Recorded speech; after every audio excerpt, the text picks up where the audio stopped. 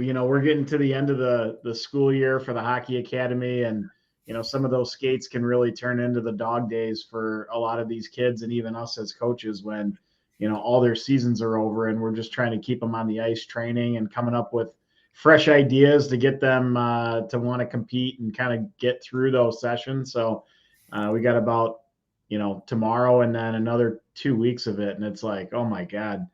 I was just having a conversation yesterday with a fairly prominent advisor that and I know, and we both work with and respect.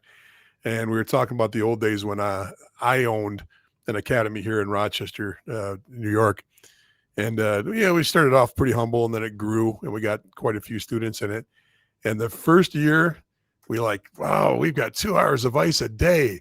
We got to have 4 instructors on the ice, and we'll have stations.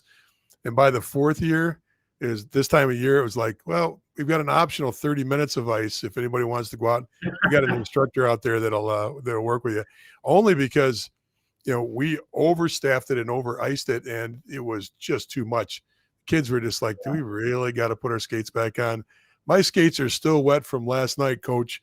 I got practice tonight too, and we go into playoffs on Friday night, and you're like, okay, we started to get it. We started to really, really back off on how much ice kids were on, just because they, there was no bang in the buck anymore. We had to really change how we thought about it. And we started adding more one-on-one stuff twice a week versus group stuff 4 days a week, or 5 days a week.